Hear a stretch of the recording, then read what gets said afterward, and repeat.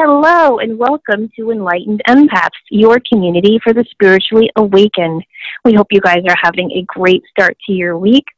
We're going to be discussing today anger and the empath. We've gotten so many emails and Facebook messages from people.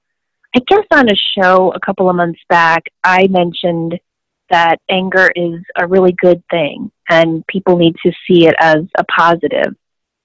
A lot of people were confused by that statement, and they've asked me and Denise to discuss it more thoroughly on the show.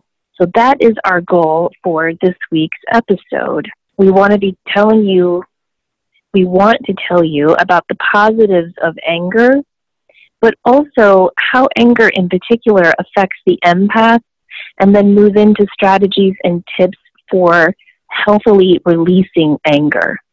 So Denise, why don't you start us off with kind of a definition of the pros and cons of anger?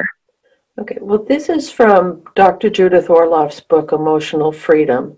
And in that book, she talks about the differences between good and bad anger and how exactly what you just said, anger can be a very healthy reaction to injustice. So if it's cultures fighting to free themselves from repression or rallying people, it can be a very positive use of anger because it creates energy and motivation to step up against dysfunction. It also can motivate people or groups of people for higher, well-deserved wages, defending human rights.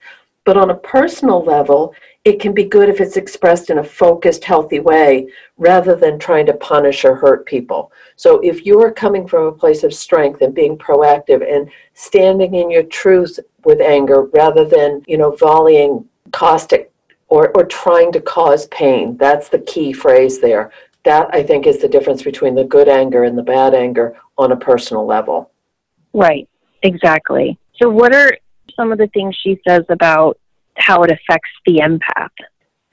Well, she went into the physiological things, which I think is fascinating because the more, and we've talked about this a lot, the more we delve into this world, and as highly sensitive people, but also as intuitives, the mind-body connection. And she's saying, so that she used an example, if someone double crosses you in a deal and you feel angry, your amygdala stimulates adrenaline. So you get an energy rush that rallies you to fight. And then the blood flows to your hands, making it, which in ancient times makes it easier to grip a weapon. And your heart pumps faster, you breathe harder, pupils dilate, you sweat. So you're in this hyper-adrenalized state, and your aggression mounts. You could raise your voice, point accusingly, stare, grimace, flail your arms around, be intimidating verbally, go into someone's personal space. And taken to an extreme, you could be literally go to a physical state with that. So in a pure survival-oriented state, you want to dominate and retaliate to protect yourself and to prevent being hurt from someone else. So it's really one of the hardest things to control because we're not only dealing with the societal things that hit us as triggers, but also this evolutionary value that we needed to defend ourselves against danger. So I think we're going into that primal part of our brains when anger triggers us, and we do have all these physical reactions. And I think that the empath in particular tends to avoid anger more than the average person. Do you agree with that? 100%. We have been so conditioned that that's not a positive thing to do. We don't see anger as a positive, and it's even in schools, you don't get accolades for being angry or speaking your truth. Right, exactly. And empaths in particular are trained to be people pleasers and to be accommodating and almost like chameleons, like matching people's emotions. And so oftentimes in our quest to be a healer, to be kind, to be there for other people, we tend to push our own anger down. And we all know that when anger is pushed down, it turns into depression, sadness, resentment, bitterness. And those are really negative emotions for physical and emotional health that I think need to be addressed. Right. And one way we might let all the stressors build up to the point of anger, and then your temper can flare more easily if you get frustrated. But the other is, you're right, you let those angers and resentments just smolder, and then it becomes chronic. And again, a physical reaction is cortisol, that stress hormone, starts that slow burn, and you stay in that edgy, quick to snap place because it's always feeding on itself. Anger will continue to feed on itself when you let it simmer on the back of the stove like that. I think, too, that anger can become a habit. And that's something I don't think a lot of empaths have to deal with, but I think many of us have been around that. One of my parents, and I'll let longtime listeners guess who, one of my parents was really angry a lot of the time when I was growing up. And so I learned to look at anger as a really negative emotion. And it was something I was frankly afraid of.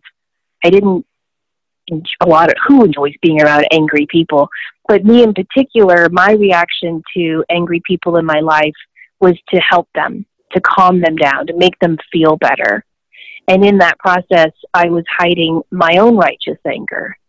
And it wasn't until I read this quote by St. Augustine that things really started to turn for me in a positive direction with anger. St. Augustine wrote, "Hope has two beautiful daughters.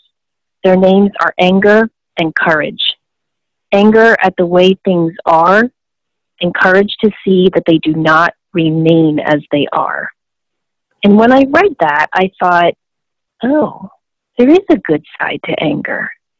And then, as I do with most things in my life, I turned to history, and I started looking at all the awful things that had happened in the world that led to really good things, and most of them were rooted in anger. It's anger that propelled the civil rights movement. It's anger that got women the right to vote. It's anger that started this Me Too movement. It's anger that started the Revolutionary War. Anger is at the root of great changes in history. And I think if you look at your own life, you'll see that your anger has many times been at the root of positive change in your life. Now, again, I'm not talking about those people who make anger a habit, a part of their life. It's like an armadillo. They wear it as armor.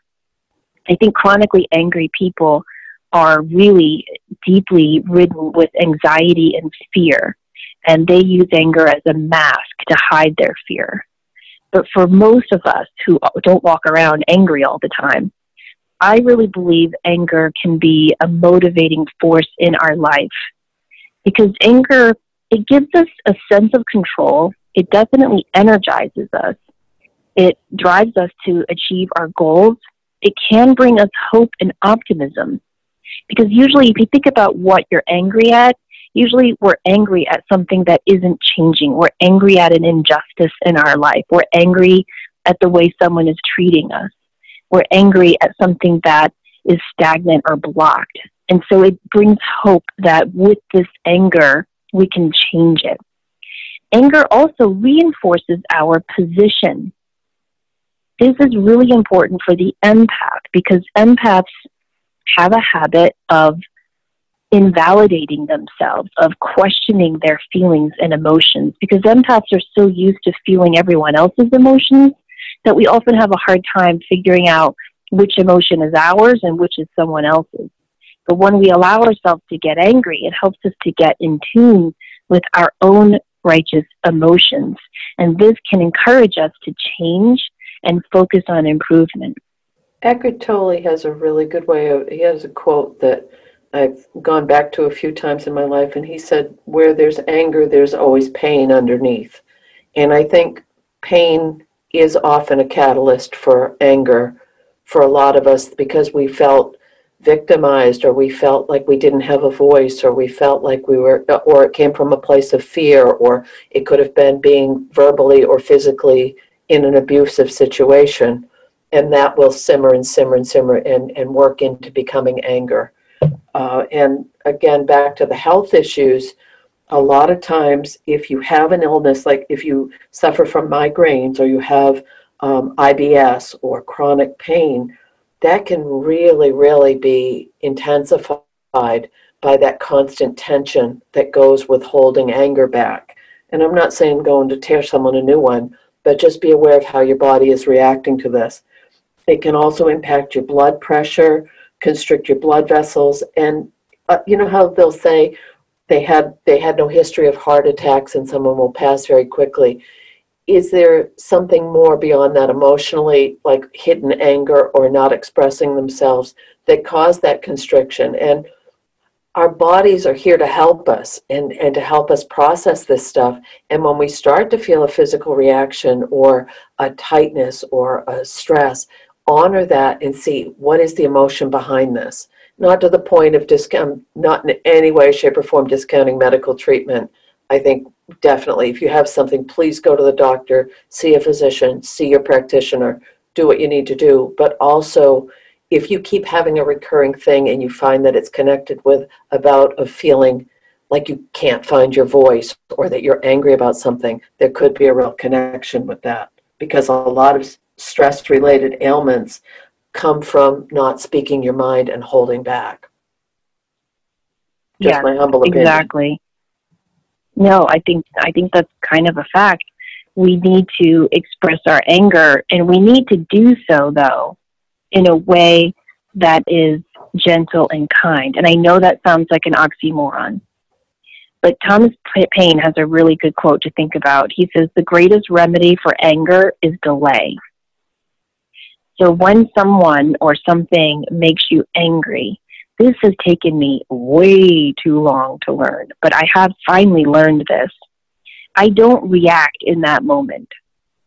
When someone has done me wrong or something has really pissed me off, I have learned to just stop, to go within and to just sit with that anger.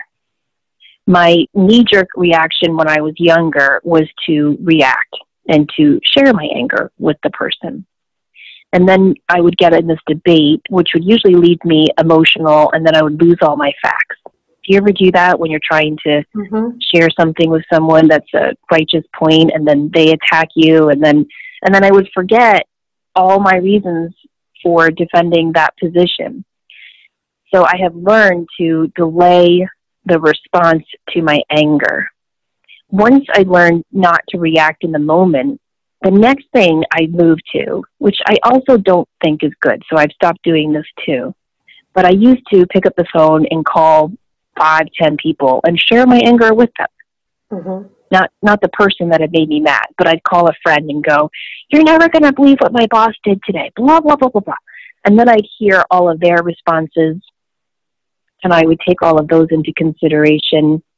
And then sometimes it worked so well to share my anger with other people that I would forget my anger. I would get it out in the moment, but not to the right person. So I moved from sharing my anger with the person who instigated the anger in the moment. That didn't work. I moved from that to sharing my anger with trusted friends and working it out with them. And sure, it worked. But as a gentle empath, it worked too well, where then I was like, okay, I feel so much better. I got that out, good. And then I would put myself right back in that same position with that person who would make me angry again, and the pattern would start over. So now what I do is when someone makes me angry, I don't react to them with anger in that moment, and I don't go to my friends.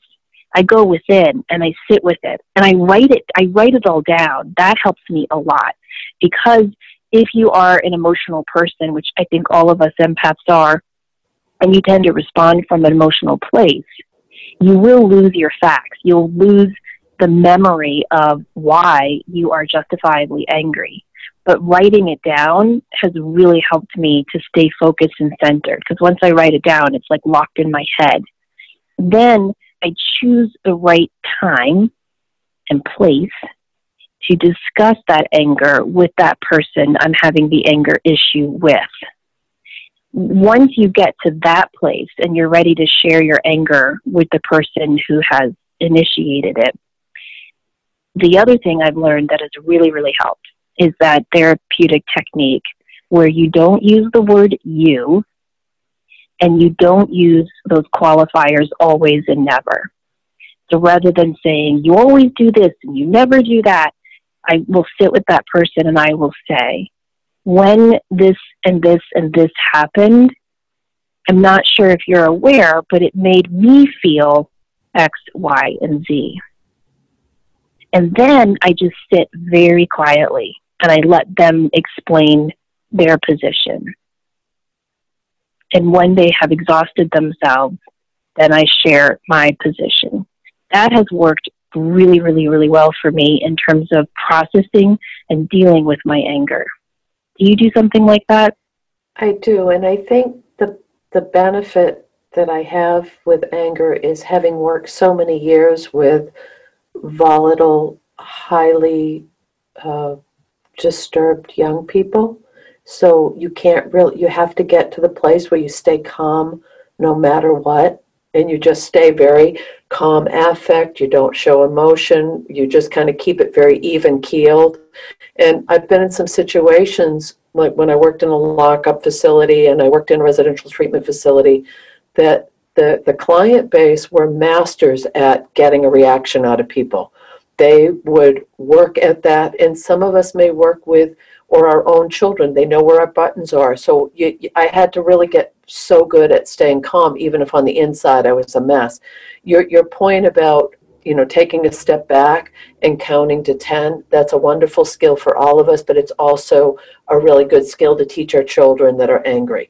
Take a break, take that cooling off time, because not only does it give us time to refocus so we don't say something that we may regret later on or keep it escalated, it also offsets that adrenaline surge and lets our neurotransmitters calm down a little bit so that we're coming from a place of more stability and not just reaction. And I think that that's so, so, so important. I've gotten to the point where my last job was very frenetic, a lot of energy, a lot of students, very, very busy, high paced. And every once in a while I would say, I just need a minute. And I would just go take a minute and I'd breathe. I'd go around the corner or I'd go get a breath, just open the window and get some fresh air just to recenter. And I think that recentering is vital, especially if, and for me being as sensitive, for all of us that are listening, that are all of you that are listening that are so sensitive, it gives you a time to get your calm back, because it's really unsettling if someone's hurling anger at you or you're feeling that level of anger and emotion. It's a very vulnerable, overwhelming place to be. The power of the pause. Yes. Oh, I love that. I absolutely love that. Because, and take your time so that you don't, like if someone's really pushing you to respond, or if you're feeling rushed, again, you might say something you regret, or you might say something that can be, and this is if we're looking at a narcissistic angry person, that can be used against you or turned back, and you ended up getting the brunt of it. So I think that that's really important, to give yourself time to identify why you're so upset about something, and not let someone bully you into staying in that escalated state, or bullying yourself into staying in that escalated state. Excellent points. One thing that my old therapist taught me about anger that has really helped me, and I hope it helps anyone listening, he always would say to me, because I would go to him and I would say, this, and this happened, and it made me mad, and what do you think, and wouldn't that make you mad, and blah, blah, blah, blah, blah. And he would say, does it matter if it makes me mad too? And I would say, yeah, it does, because, yeah. And I would kind of stumble, like, yeah. And then he'd say, well, why? And he got me to realize that I needed validation for my anger. I think because as a kid, I never had the right to be angry. So I was always seeking other people to say, yeah, that is wrong.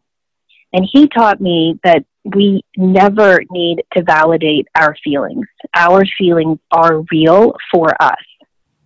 No matter, even if that's true or not true, in that moment, those feelings are real for us. And we don't need anyone, least of all the person who instigated the angry emotion in us, to validate them. And he said, the only person who can validate your emotions is you. Isn't that powerful? It's incredibly powerful, and so, so important to remember and try to internalize. We can talk about this all while but in the heat of the moment, sometimes it's hard to remember that. It is for me anyway. Mm-hmm. And And I think that that's important, is that we have to own where we are in the moment with the anger, and not, we own it. The emotion doesn't own us, because this is where being in control is an important thing to have, is not to let it derail you or your life or the situation, because it escalates so quickly. And I've been Right. around a lot of angry, volatile people, and as empaths, we learn all of these coping strategies to avoid that at all costs. Right. Well, what do you think about, because sometimes I think avoiding it at all costs isn't always a bad idea. And let me explain. There are certain triggers that I have with anyone. It could be Santa Claus. Well, he would never trigger my anger, but I mean, anyone could trigger anger. I don't know why he popped into my head, but anyone could trigger anger with me on certain topics, like racism.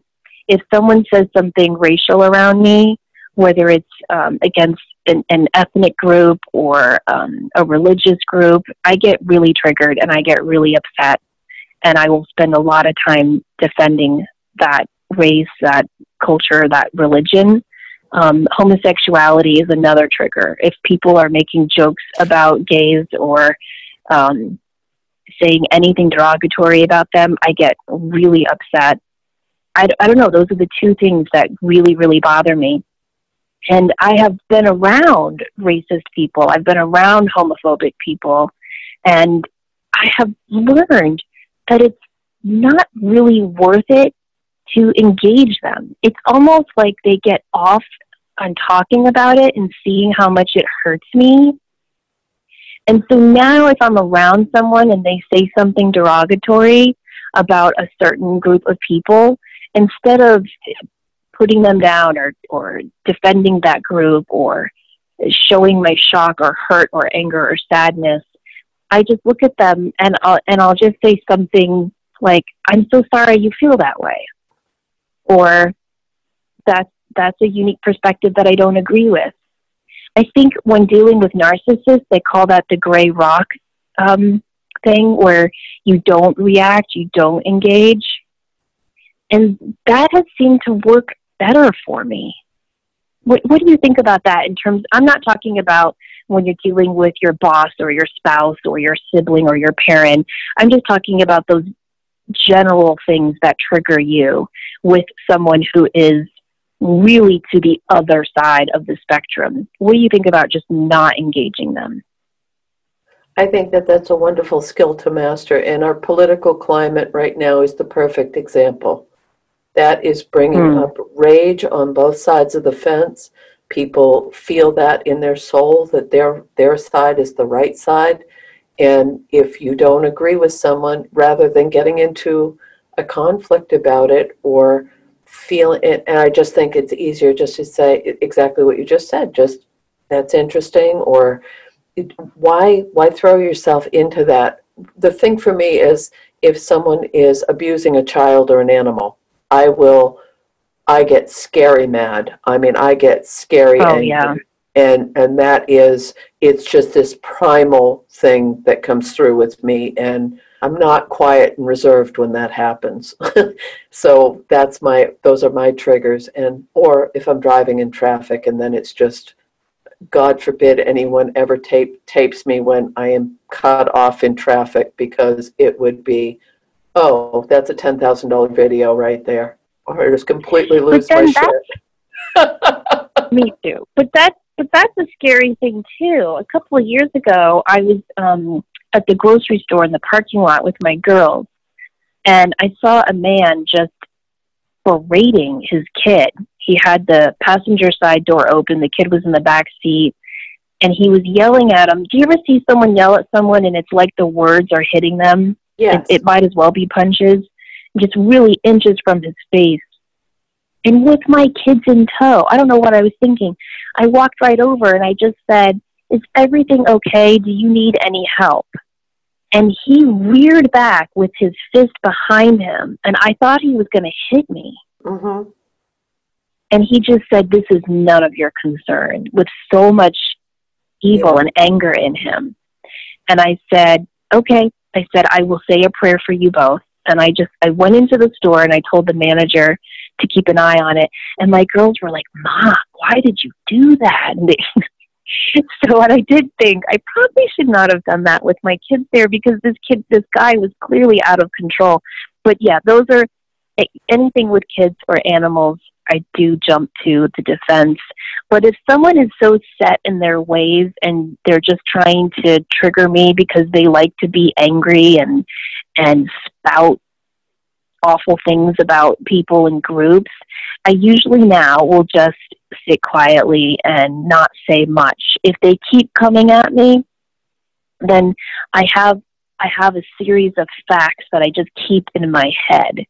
Like if someone, for example, I was at a family dinner last year and we were at a restaurant, and these two gay men came in and sat down at the table next to us and were holding hands, and a distant relative was making jokes and kept doing it. And I kind of got the feeling that they were doing it just to rile me up because they know how protective I am. Right. And finally, I just started spewing out a bunch of facts. You know, it's been genetically proven that this is not a choice, that we are all born this way.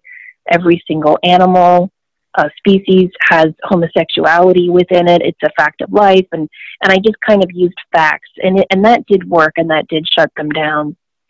But I think when we're dealing with anger within ourselves and with personal people and situations in our lives, I think it's different. I don't believe we can just do the gray rock and sit there and not say anything, because really what anger is asking you to do is it's asking you to stand up for yourself, to stand up for who you are, and to defend yourself.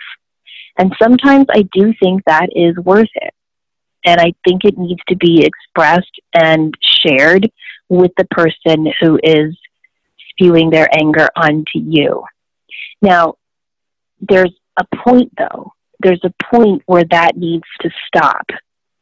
It is not healthy to hold anger for a long time. I don't think anyone needs me to say that. You know that glass of water example where someone will say, "Can you hold a glass of water for 5 minutes?" Right. Sure. Can you hold it for an hour? Maybe. How about all day? And suddenly that glass of water that was no big deal to hold for 5 minutes or an hour now is making your arm cramp up and hurt and bend, and you're really burdened. That's what happens when we hold anger too long. So I do think with anything, it comes to balance. So you need to feel the anger, you need to validate the anger, you need to take the pause, and then you need to express the anger in a constructive way. Once you've expressed it in a constructive way, whether it has been validated or agreed and settled or not, there comes a point where you need to let that anger go, because it's only going to hurt you in really detrimental ways, physically, emotionally, and spiritually. How do you know when you've come to that point, when you have to let the anger go? When it's consuming the majority of your thoughts. That is when you need to let it go. And there's a lot of ways that you can focus on letting it go. My favorite way is through therapy, is to talk it out with someone who is objective, who is trained in dealing with these emotions, and who is an advocate and a cheerleader for you and your health and well-being. I do think talking to friends about it can help as well, and journaling about it is always a wonderful thing. And I also think just talking to yourself and reminding yourself that you are righteous in this anger and that what happened to you was wrong, but that it's time now to look at what are some of the positive things that this angry situation has brought to your life. And sometimes shitty things happen to us that are so bad that there's no positive you can look at. You know, there's no positive. If someone dies unexpectedly and you're angry at that, you have every right to be angry. And I don't care how spiritual you are. There's nothing positive that comes out of that. And sometimes we just have to make peace with that. It's hard. It might take you a year. It might take you 10 years. It might take you a lifetime. But it's a worthy goal to focus on accepting that anger and learning to let it go. It will hold you hostage if you don't. It will control every aspect of your life. And that is from watching people that I cared about very deeply fall into that angry state, and it does deteriorate your quality of life. Two things. I want to go back to, your confrontation with the person in the vehicle is what flashed in my mind of sometimes people will say, it don't do anything, it's just going to make it worse. And if you are in that situation and you need outside help, please find someone that you trust that you can get help or help for people that you care about, because that's a really horrific, horrible, scary place to be. I think that it's really important to, physical, that's where I want to go with this. When my sons were young after the divorce, a lot of things happened. I hung a weight bag in the basement. And when they were really upset, I would say, go down and wail on that weight bag. And physical, whether you run or you go walk outside or you physically, expel that anger so that it can't stay stuck in your body. That's another wonderful, wonderful way to do it. Physical activity to release that pent up anger, and not at someone else. That's a great else. suggestion. Yeah, at something that will just get it out. And some people can run it out or dance it out, or it doesn't matter. But I think it's like letting the steam go on a safety valve. There's two things I want to say to that. One is, when I'm really angry at something and there's nothing I can do about it in the moment, I put on my sneakers and I walk away from it. And sometimes I will even take a marker and I'll write the person's name on the sole of my sneaker, and I'll imagine just walking away from them. I swear it really, really does help. And just having that reminder that I can walk away from this for now. I'll come back to it, but for now, I'm just going to walk away from it, has been really, really helpful. That would be a good thing to do with little kids, too, is to do that and say, this is what you're angry about. Now, how many steps will it take to put that behind us, and have a set number of steps, or have a direction, or we'll walk to the mailbox and back, or whatever that might be, to give them something concrete to redirect that energy. Yes. And, you were saying how, get the anger out, go and hit the boxing thing or what have you. The other thing that I teach my kids and I try to demonstrate for them is sometimes when we're angry, we share our anger with the wrong person. So sometimes my kids will come home from school and they'll have had a yucky day and they'll just be, bitchy to all of us. And sometimes I'll come back from a really difficult day and I'll be bitchy with all of them. And one of the things I have really learned to do, and it helps so much, is I'll say to my kids, I've had a crappy day and I'm in a bad mood. So I just want to let you know, if I'm snippy or snappy, it is not personal. I'm going to go have a timeout for myself and just work through this. And I'll go for a walk, or I'll go in my bedroom and journal.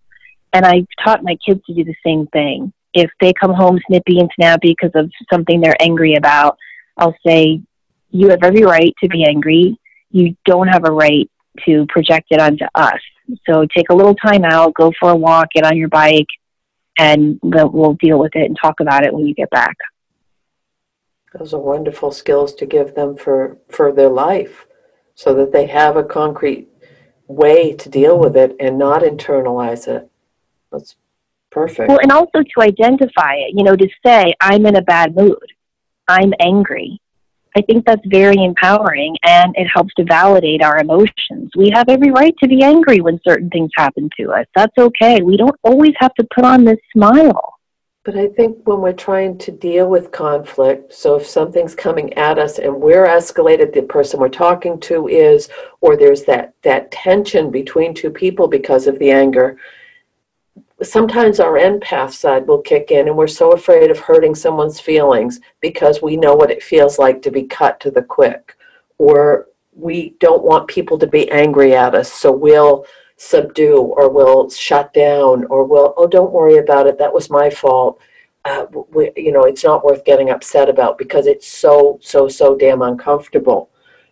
And, with the wrong, and I'm thinking of someone that I grew up with that knew how to push my buttons and manipulate me through anger and intimidation. And I think if there's a pattern that's been established with someone, and then you're trying to switch that pattern when there's a conflict, that can be really, really difficult work for us as empaths. Mm-hmm. It really can. But we have to ask ourselves, how much do we need to feed this anger? How much does this anger need from us? And usually the answer isn't that much. Once you've validated the anger, once you've tried to mine any positive things from the debris that's left over from the anger, and you've tried to engage the person that created or helped you create the anger and constructively dealt with it, then you need to work on forgiving the anger. You don't have to necessarily forgive the person right away, but you want to hug the anger and give it validation and credit and deal with it. And then think about letting it go. Because how much is too much? Like, how much do you need to carry this anger? What is it doing for you? How is that anger serving you now? Now, when it initially happens, it's serving you for all the reasons Denise and I have already mentioned. It motivates you. It helps you identify injustice. It drives you to create change. It motivates you to stand up for yourself. So there's a lot of positive things. But once you've dealt with all the positive things, why are you still holding on to the anger? I think people hold on to anger as a protective, defensive thing, as an armor, as I was saying before. But I also think people are still seeking validation. And we need to remember that we have to validate ourselves. We can't let the anger do it, and we can't wait for that person to validate it for us. You might never, ever get the apology you need. Denise and I are mediums. One of the things that comes through a lot from loved ones on the other side are apologies. However, I have done many readings where an angry person, an angry parent, for example, will come through, and they'll say, "I'm sorry," and then there's that but. I hate that word but. I really, really do. And I'll hear, "Tell her I'm sorry for, abandoning the family, but," and they'll give me all the reasons why they had to do it. Which means even though they're on the other side and they're supposed to be all spiritual and sitting on their cloud with their harp, no, they're the same person and they're still holding on to their reasons. So even in death, you might not get the apology that you need. And you have to make peace with that. You have to. No one else is going to do it for you. That, to me, is the hardest part, and it's what takes the most work, but it is also what holds the most reward. I'll give a very personal example. When I was going through my divorce, I had a lot of anger, and I had a lot of righteous anger, but it got to the point when I worked through it where I was like, how is this serving me? How is this anger serving me? How is it serving my kids? And the answer was, it's not. It's not serving me at all. It's taking from me. And so now I have a very good relationship with my ex. He comes over for dinner 2-3 nights a week. We share every holiday together. And that has helped my children. Now, I have a very good friend who went through a divorce right around the same time, and she's still so angry at her ex. She can't look at him. She can't talk to him. And so she has to split up all her Christmases and Easters and other holidays because she can't be in the same room as him. That has affected her kids, and it has affected her kids' relationship with their dad. I don't know how that anger is serving her anymore. Well, and I think when we work through anger with someone and we can get to the place of being able to see both sides of the argument, that can be a big sign that we're starting to heal and release it and reach towards forgiveness. Because when we're coming from our own place of anger, there's a vindication, there's a sense of, I'm right in this. I am incredibly grateful for my anger when it's been a catalyst to help me be strong enough to move in a new direction. And sometimes it does take anger. It takes getting to the point where I just can't do this anymore, to be flipping that switch to say, okay, pick yourself up, where do we go from here? And to step away another thing, if you're feeling so overwhelmed or if it's feeling too big or too angry, break it down into littler pieces. Break it down into one little step you can take or one little thing you can do to feel better, or just task analyze it would be the technical term, but don't look at it as this huge overwhelming thing, but just that one thing I can do to help myself resolve this or heal from this or release this. I think that's so, so, so important. I do too. And I don't think we should put so much weight on that word forgiveness either. because sometimes you can release anger without forgiving the person. And I think that's important. A lot of spirituality people are so focused on forgiveness. I think that's a worthy goal, but I don't think you should push it. I don't think you should embrace a false forgiveness. I do think you should work on the anger and process it first and release it, and then let the forgiveness come organically, as it should, as it will, in its own time. And don't judge yourself or berate yourself if the forgiveness is not coming, because that's okay too. Don't you find a lot of times? I'm sorry. I was going to say, don't you find when you do get to a place of forgiveness, when you felt very wronged or angry, that it just happens all of a sudden one day? It's just like, oh, okay, I'm done with that now. And yeah, you can't even say, oh, that happened on March 6th. It happens so naturally in a little steps. You don't even notice it. Right. Yeah, I think that is really important to think about.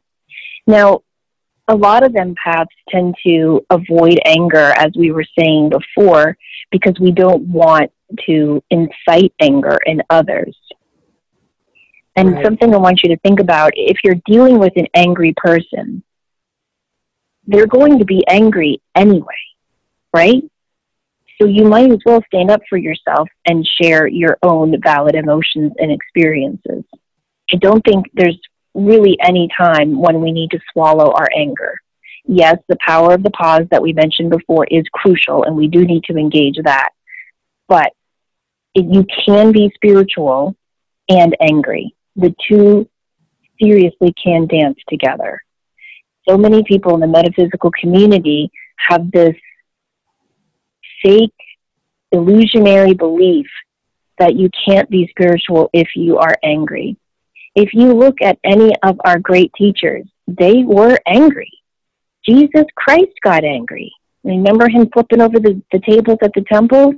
Mother Teresa got angry a lot. Read some of her journals. Gandhi got angry all the time. Martin Luther King Jr. got angry. Many, if not all, of our spiritual teachers got angry, and they used that anger as a force of good. So please don't buy into this stupid New Age theory that spiritual people are peaceful and happy all the time, because that's not real. And if you want to be a real, authentic person, you need to also embrace anger. Now, before we close out, Denise, I just have a couple of little fun metaphysical cures that have helped me with anger. Okay. And if you have an angry person or an angry situation in your life, you can try some of these. One is to take that person's name who's making you angry or throwing anger your way, write it on a piece of paper and put it in a bottle of water and freeze it. Put that bottle of water in the freezer. I know it sounds silly and simple. It has worked for me. It has truly worked for me. I remember when I taught this to my daughters, and my oldest daughter and her friend had some annoying girls in school that were just bitchy to everyone in that class, and they couldn't stand those girls. So they put these girls' names on a piece of paper and put it in a bottle of water in our freezer.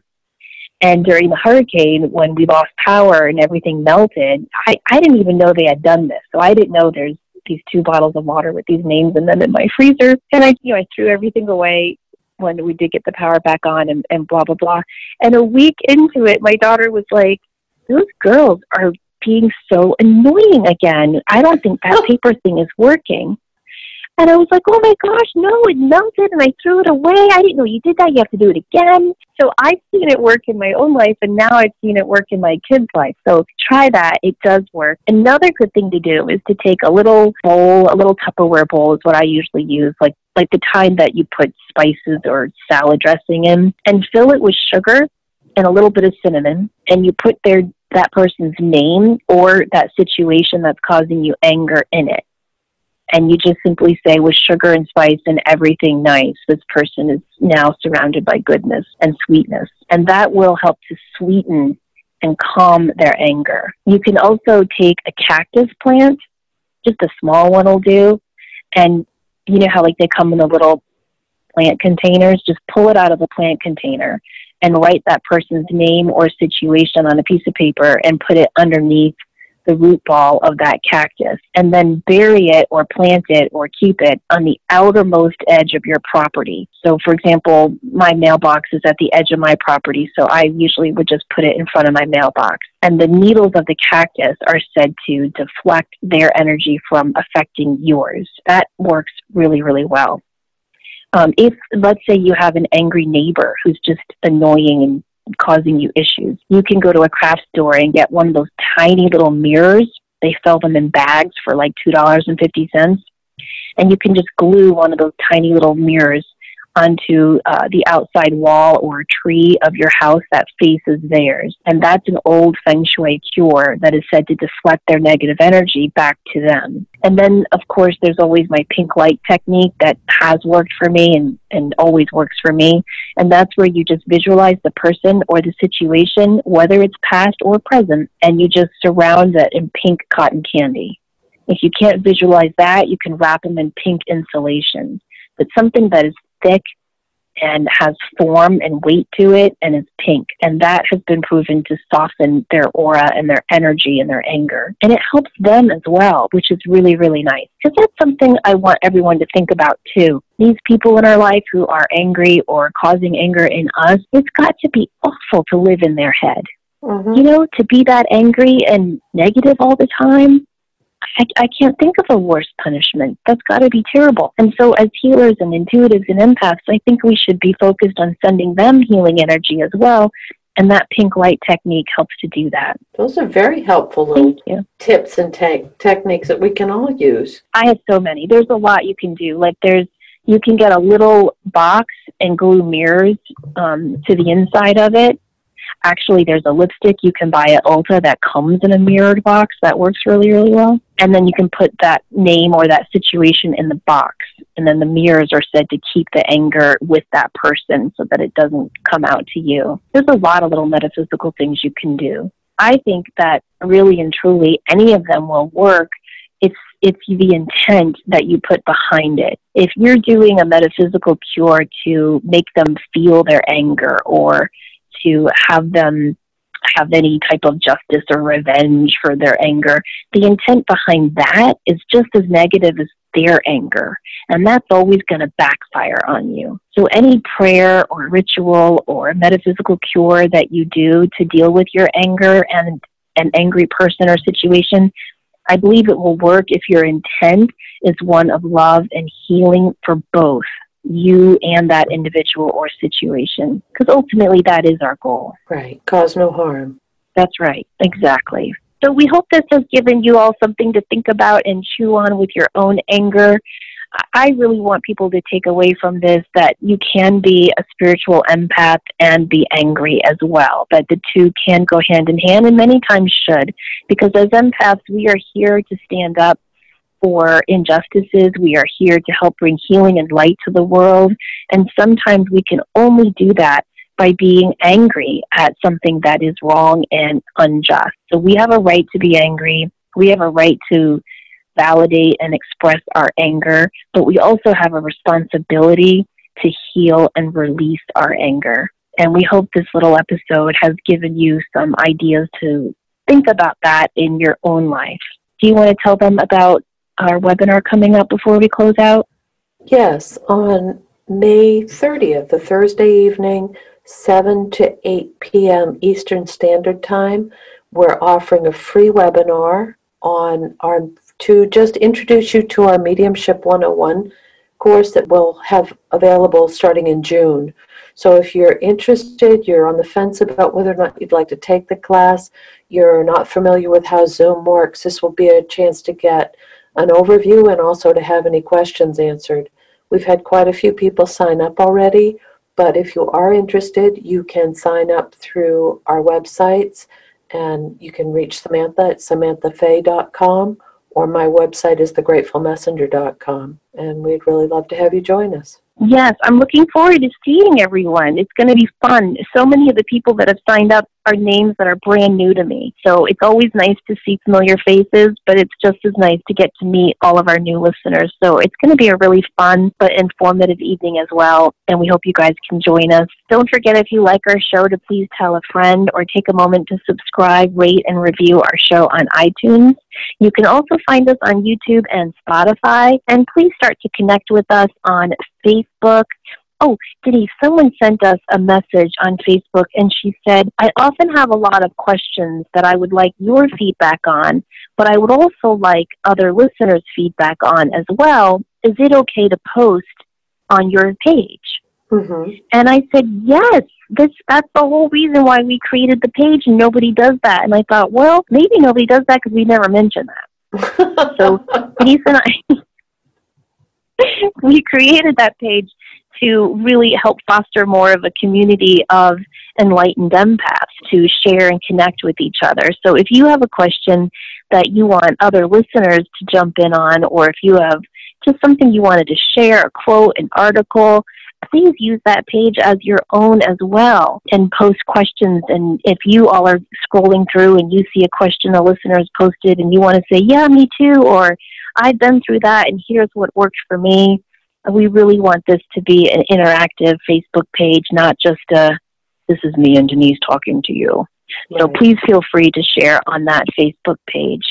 We hope you've enjoyed the show. We thank you as always for listening. Don't forget, as always, to show up, do great work, and share your light. Take care. Bye-bye.